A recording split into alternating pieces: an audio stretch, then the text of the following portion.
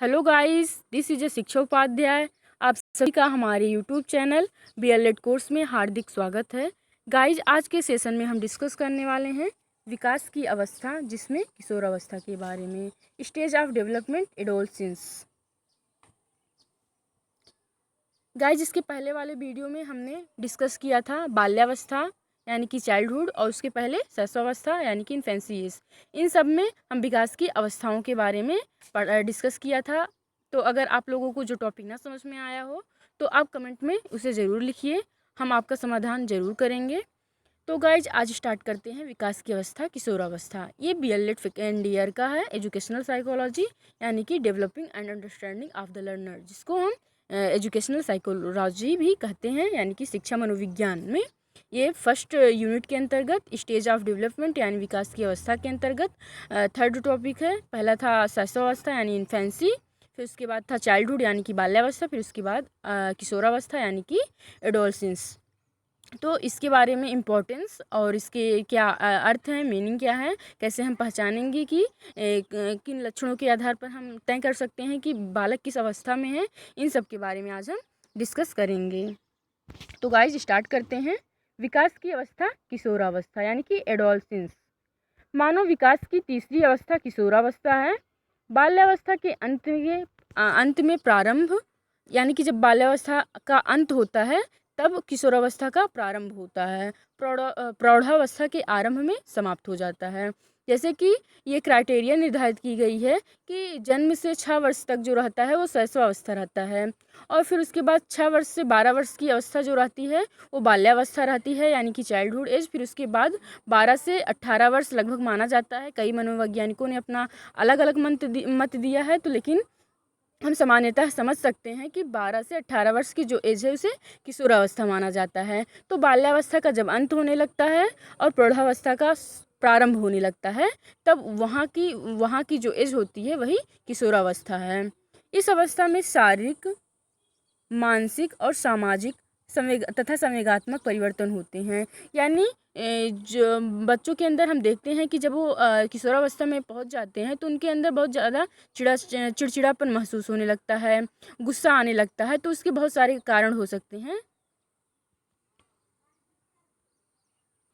जैसे हम देख सकते हैं कि उसके बहुत से कारण हो सकते हैं। पूर्ण तक आसान पहुँच, हार्मोन में बदलाव यानी कि जो उनके हार्मोन्स होते हैं उनमें बदलाव भी होता है, और माँ बाप का आपसी रिश्ता, मोबाइल गेम का असर, पूर्ण तक आसान पहुँच। तो किशोरों में गुस्से की जो वजह होती है, तो मेन वजह यही है कि हार्मोन में बदलाव होता है, उसके सामाजिक, मानसिक यानी कि सब में परिवर्तन होता है। तो गाइज, हम समझ सकते हैं कि जो बालक के अंतर्गत शारीरिक, मानसिक, सामाजिक तथा संवेगात्मक परिवर्तन होते हैं, तो इन्हीं के वजह से बच्चों के अंदर अचानक जब परिवर्तन होने लगता है तो चिड़चिड़ेपन की भी भावना जो आती है वो विकसित होने लगती है। तो गाइज, अगर आप देख रहे हैं तो अगर आपको वीडियो या हमारा आज का सेशन अच्छा लग रहा हो तो तुरंत लाइक कीजिए और अपने दोस्तों के साथ भी शेयर कर दीजिए, ताकि वो लोग भी इस महत्वपूर्ण टॉपिक को पढ़ सके, अपना नोट्स से प्रिपेयर कर सके। फिर गाइस, फिर कंटिन्यू करिए अब। फिर उसके बाद हम देखते हैं कि इस अवस्था में शारीरिक, मानसिक, सामाजिक तथा संवेगात्मक जब परिवर्तन होता है तो चिड़चिड़ापन बच्चों के अंदर स्वाभाविक है कि उत्पन्न होता है। अतः शैक्षिक दृष्टि से किशोरावस्था की प्रमुख विशेषताओं का अध्ययन करना तथा किशोरावस्था में शिक्षा के स्वरूप पर विचार करना आवश्यक है। अब किशोरावस्था में इतने सारे परिवर्तन हो रहे हैं, तो उसमें बालक को जब शिक्षित किया जा रहा है तो हमें उनके परिवर्तन को, उनके बाकी जो विकास हो रहे हैं उन पर भी ध्यान देना आवश्यक है, क्योंकि यह प्रत्येक क्षेत्र उसके शिक्षा से संबंधित है। फिर अब हम किशोरावस्था का महत्व, इसके बारे में डिस्कस करते हैं कि इम्पोर्टेंस ऑफ एडोलसेंस यानी कि सिग्निफिकेंस ऑफ एडोलसेंस क्या है। मानव जीवन के विकास की अवस्थाओं में किशोरावस्था का महत्वपूर्ण स्थान है। गाइज, आप कमेंट बॉक्स में ये ज़रूर कमेंट करके बताइए कि शिक्षा के दृष्टि से सबसे महत्वपूर्ण अवस्था कौन सा है। अगर आपको पता है तो कमेंट बॉक्स में ज़रूर आंसर दीजिएगा। बाल्यावस्था और प्रौढ़ावस्था के मध्य का संधि काल कहा जाता है, क्योंकि बाल्यावस्था जब समाप्त होती है और प्रौढ़ावस्था जब शुरुआत होता है उसका, तब की जो अवस्था होती है वो किशोरावस्था होती है। तो इसी का जो मध्य का है, तो इसीलिए इसको संधि का काल कहते हैं, संधि काल कहते हैं। बाल्यावस्था और प्रौढ़ावस्था के मध्य का संधिकाल कहते हैं, अर्थात बालक दोनों अवस्था में रहता है, अतः उसे न तो बालक समझा जाता है और न तो प्रौढ़, यानी कि न तो उसे हम बालक बोल सकते हैं और न ही प्रौढ़ बोल सकते हैं। वो बीच का जो एज है वो शैशवावस्था है। इस परिवर्तन काल में माता पिता तथा अभिभावक, शिक्षक तथा अन्य लोग जो कि बालक के वर्तमान और भविष्य के कल्याण और हित में रुचि रखते हैं तथा समाज की प्रगति चाहते हैं, उन सबको किशोरों के स्वस्थ विकास पर गंभीरतापूर्वक विचार करना चाहिए। क्रो जो मनोवैज्ञानिक हैं, इन्होंने कहा है कि किशोर ही वर्तमान की शक्ति और भावी आशा को प्रस्तुत करता है। Youth represents the energy of the present and the hope of future. अतः स्पष्ट है कि अभिभावकों और शिक्षकों को विकासमान ग्रोइंग किशोरों की प्रमुख विशेषताओं, आवश्यकताओं, रुचियों तथा विकास की संभावित शक्तियों के विषय में पूर्ण जानकारी होनी चाहिए। यानी कि जो बालक के पेरेंट हैं या उनके जो टीचर हैं जो उनको ज्ञान दे रहे हैं, तो उनकी ये रिस्पॉन्सिबिलिटी बनती है कि वो बालक के इन सभी जो विकास में जो सामाजिक, मानसिक या शारीरिक जो विकास हो रहे हैं, इन पर ध्यान जाए और जिसमें हम सुधार कर सकते हैं, इम्प्रूव कर सकते हैं, पूरा हम उसमें अपना ध्यान लगाएं ताकि बच्चों का जो सर्वांगीण विकास है उसमें हम सहयोग दे सकें।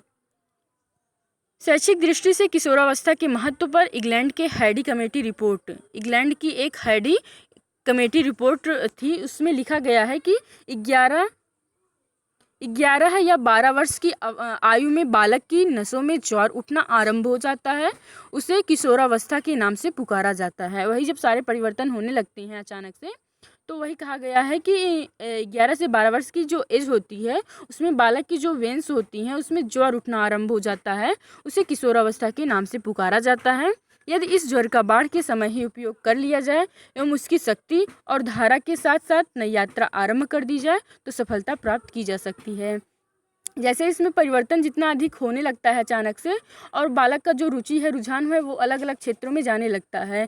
जैसे कि जो सुभाष चंद्र बोस थे या चंद्रशेखर आज़ाद थे, तो ये लोग मतलब अपने इसी एज में बहुत ज़्यादा अपने देश के प्रति कुछ अच्छा करने के लिए सोच रहे थे। तो हमारा दायित्व बनता है पेरेंट का और टीचर्स का कि बच्चों का जो रुचि रुझान है उसे एक अच्छे तरीके से हम किसी ऐसे क्षेत्र में मोड़ सकें ताकि वो बच्चा अपने जीवन में कुछ अच्छा कर सके और अपने जो क्वालिटीज़ हैं उनको निखार सकें।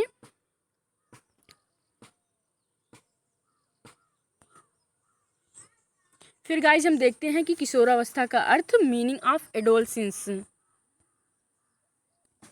किशोरावस्था, इसका काल 12 से 18 वर्ष तक रहता है। ए किलपैट्रिक ने लिखा है, इस बात पर कोई मतभेद नहीं हो सकता कि किशोरावस्था जीवन का सबसे कठिन काल है। Adolescence is a period of great stress and strain, storm and strife. या जो ये एज है जो एडोलसेंस का, तो यह जो है ये किशोरावस्था जीवन का सबसे कठिन काल इसलिए है क्योंकि इसमें बहुत सारे परिवर्तन होते हैं जिससे बालक के अंदर तनाव रहता है, और स्टॉर्म यानी कि तूफान की भी अवस्था कहा जाता है इसे। तो इसमें पेरेंट का और टीचर्स का बड़ा सहयोग होना ज़रूरी है। तो हमें, हमारा पूरा रिस्पॉन्सिबिलिटी है कि हम बालक के जो सर्वांगीण विकास है उसमें जो बालक के परिवर्तन हो रहे हैं उनमें हम अपना योगदान दे सकें ताकि बालक का जो इंटेंशन है वो कहीं किसी एक अच्छे डायरेक्शन में जा सके और उससे उसके जो जीवन है उसमें ग्रोथ हो सके, प्रोग्रेस हो सके।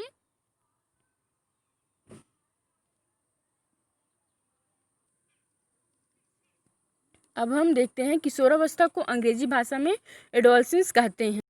यह भाषा के किस शब्द से, लैटिन भाषा के एडोल्सियर क्रिया से बना है जिसका अर्थ है परिपक्वता की ओर बढ़ना। परिपक्वता यानी कि maturity, to grow to maturity यानी कि मैच्योरिटी की ओर, परिपक्वता की ओर बढ़ना। एडोल्सियर शब्द से, लैटिन भाषा के एडोल्सियर से बना है। एडोल्सियर का मीन्स होता है कि परिपक्वता की ओर बढ़ना, यानी जो समझ है उस समझ को विकसित करना, किसी चीज़ों के बारे में सीरियसली अच्छे से वो समझ सके और उस मजाक रूप में ना ले, वो किसी भी चीज़ के बारे में सीरियस होकर समझे और अपने ज्ञान में वृद्धि करे।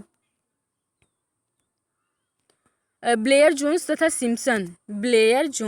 सिम्पसन के अनुसार किशोरावस्था प्रत्येक व्यक्ति के जीवन में वह काल है जो बाल्यावस्था के अंत में प्रारंभ होता है और प्रौढ़ावस्था के आरंभ में समाप्त होता है। तो ये अगर हमारे टेट या सीटेट या किसी भी अदर एग्जाम में पूछा जाता है कि किस में कहा गया है कि जो बाल्यावस्था है उसके अंत में और प्रौढ़ावस्था के प्रारंभ में जो एज होता है वो किशोरावस्था होता है, यह कथन या यह वाक्य किसने कहा है, तो हम यहाँ अपना आंसर दे सकते हैं ब्लेयर जोन्स या सिम्पसन। ब्लेयर जोन्स या सिम्पसन।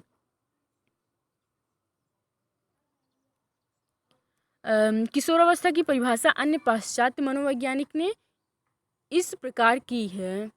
जर्सील्ड के अकॉर्डिंग है, किशोरावस्था वह समय है जिसमें विकासशील व्यक्ति बाल्यावस्था से परिपक्वता की ओर संक्रमण करता है यानी कि बढ़ता है। ये जर्सील्ड के अकॉर्डिंग है। जर्सील्ड नाम याद कर सकते हैं हम इनका, जर्सील्ड। किशोरावस्था वह समय है जिसमें विकासशील व्यक्ति बाल्यावस्था से परिपक्वता की ओर संक्रमण करता है। स्टैनले हॉल के अकॉर्डिंग देखते हैं, किशोरावस्था बड़े संघर्ष, तनाव, तूफान तथा विरोध की अवस्था है, यानी कि adolescence is a period of great stress and strain, storm and strike. ये स्टैनले हॉल ने कहा है। स्पष्ट है कि किशोरावस्था विकास की वह अवस्था है जो तारुण्य से प्रारंभ होती है और परिपक्वता के उदय होने पर समाप्त होती है। तारुण्य यानी कि उसके जो परिपक्व यानी कि पूरी तरह से वो परिपक्व नहीं हुए रहते हैं, तब से आरंभ होती है और परिपक्वता के उदय होने पर समाप्त होती है।